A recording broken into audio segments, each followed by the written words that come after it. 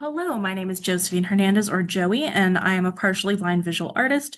In this presentation, I'm going to talk about creating art as a blind or low vision artist, and I'm going to cover some strategies for continuing to create regardless of level of remaining vision.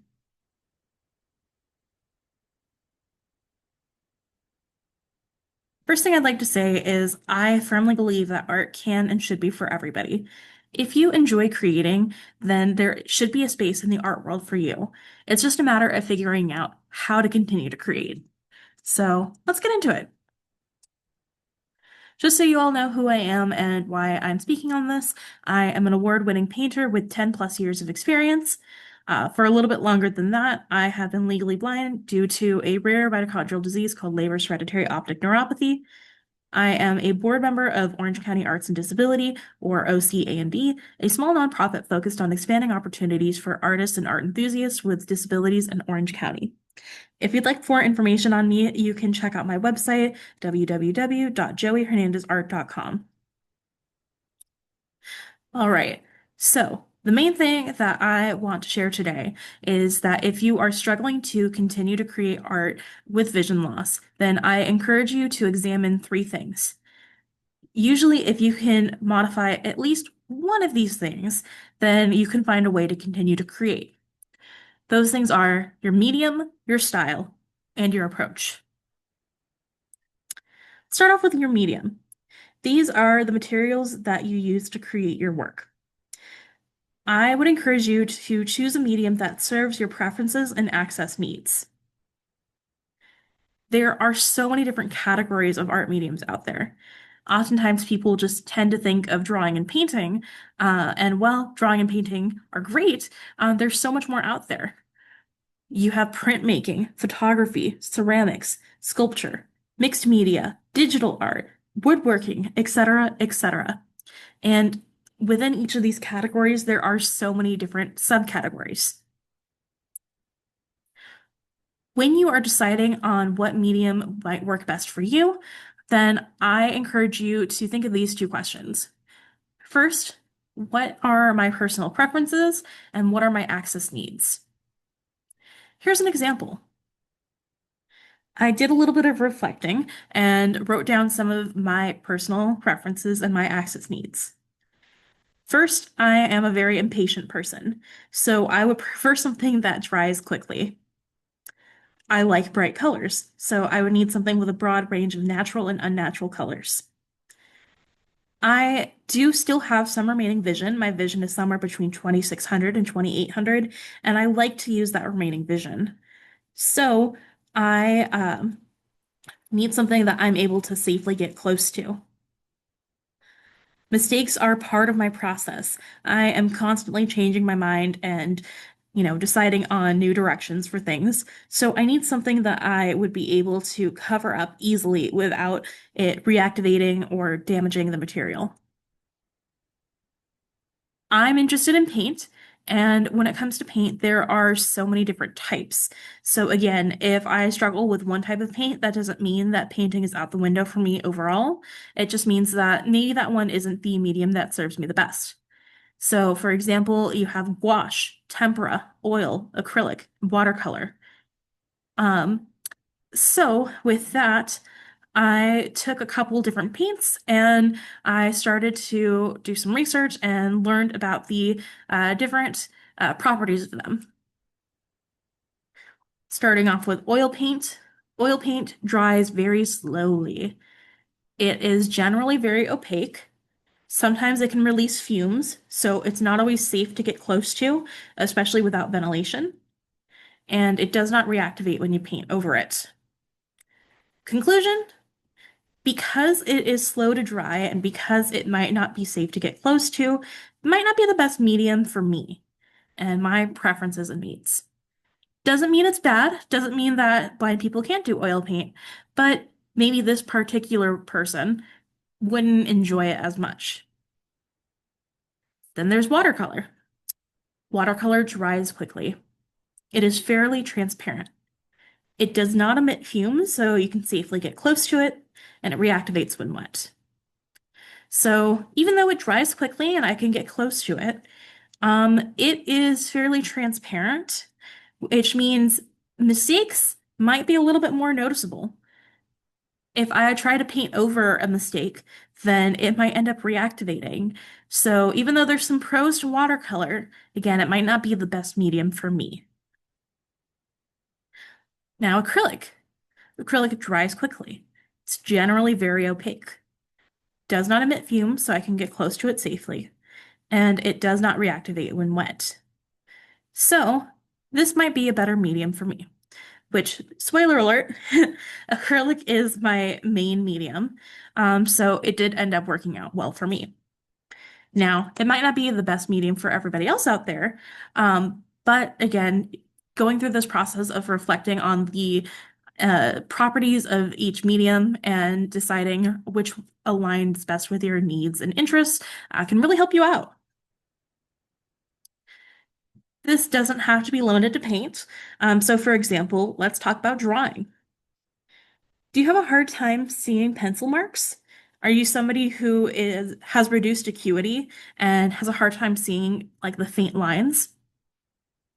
In that case, it might be better to use something that's a bit bolder, perhaps like a crayon, a marker, or a grease pen to draw.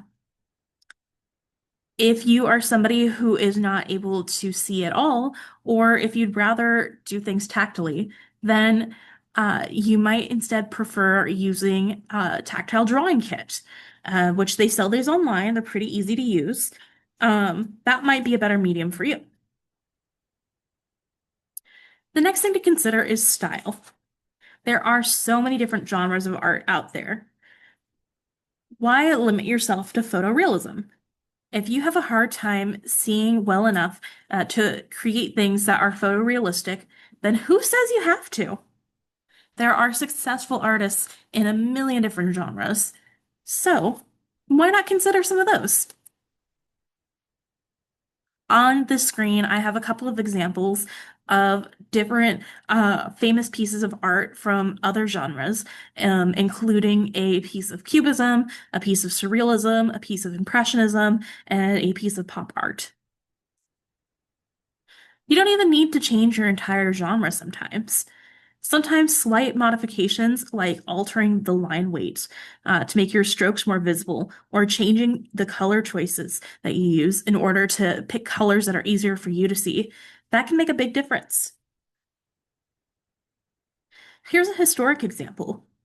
There was a famous painter who was a part of the Impressionism movement who was very well known in his time. But in his older years, he started to experience vision loss as a result of cataracts. This blurred what he was able to see, and it also likely muted some of the colors that he was able to see and made the world a little bit more yellowish. Instead of giving up on painting, he continued and made some of his most prolific work after his vision loss. But some of the differences are he stuck again with more loose brush strokes, and he also used more of a cool tone palette. And in case you're wondering who this is Claude Monet. When it comes to choosing more abstract styles, I encourage you not to think of it as I am forced to pick something less realistic. Instead, own it. Own the style choices that serve you best. Plenty of sighted artists have the freedom of exploring more abstract styles and can be celebrated for it.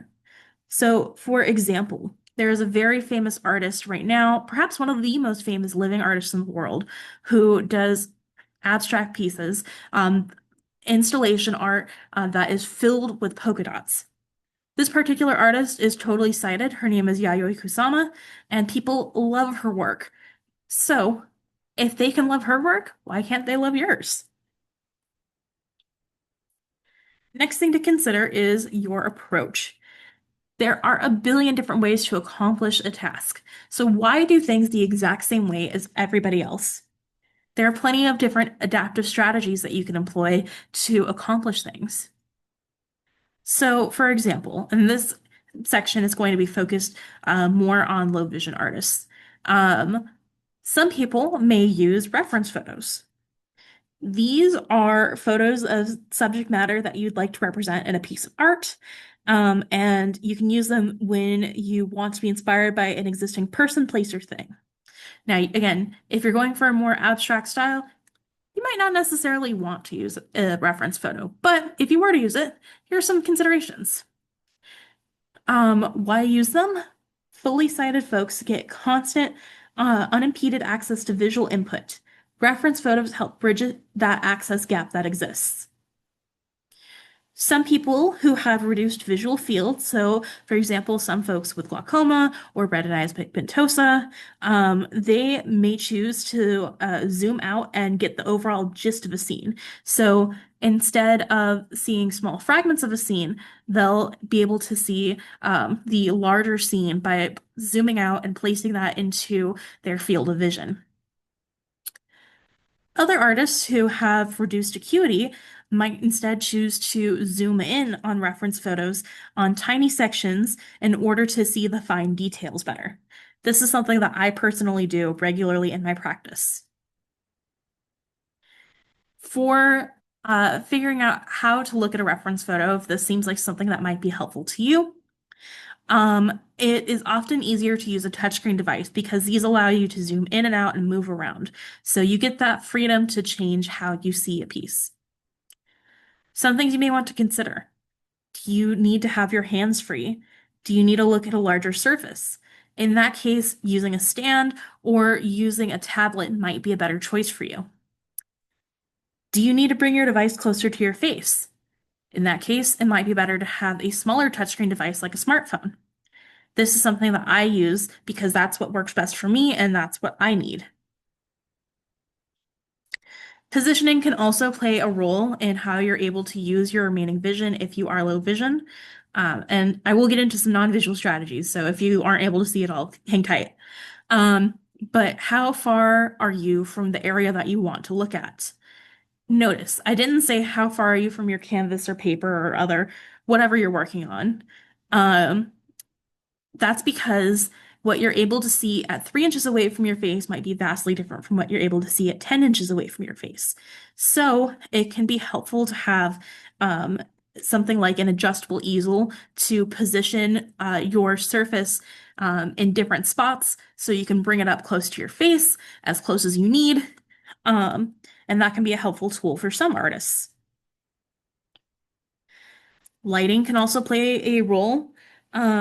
So you may want to examine what type of light works best for you, what tints seem to work better, the amount of light that you need. Some people may get headaches when it's too bright, may have a difficult time with that. Some people may prefer having more light. Um, the position of your lighting can play a role. Do you prefer having a light over your shoulder? Do you like having it overhead? Where are the shadows being cast? These are all different things to consider. Surface area can play a role in how well you're able to create your work and how comfortable you are. So who says a sketchbook needs to be 9 inches by 12 inches? If working on a larger surface is better for you, go for it. These can be more comfortable for many blind or low vision artists. Forget about what's normal and use the tools that serve you. Now let's get into some strategies that are for everybody. Organization plays a big role in being able to easily and comfortably create art as a blind or low vision artist. Tarps, trays, and poster boards. Tarps can protect the ground or whatever surface you're working on from getting messy. I know I am very messy. And an alternative to a tarp is a poster board. This can work for smaller areas and it's much cheaper. You can get these, often at Dollar Trees or at your local grocery store. Trays can be helpful for keeping your tools from rolling away from you. So if you are using brushes, palette knives, if you're using some type of writing apparatus, a tray can keep everything within arm's distance, again, making things much more comfortable. Um, Setting up an organization system can be very helpful for keeping track of your things.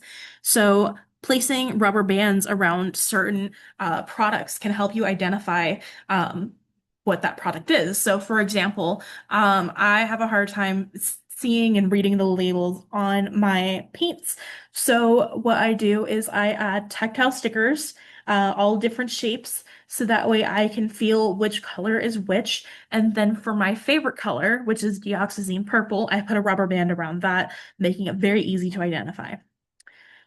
Another thing that you can do is you can organize your things in specific spots. So, for example, you may have a dedicated shelf or box for some of your tools, so that way you know every time that you reach for that particular shelf or box, that you are grabbing the tools that you need.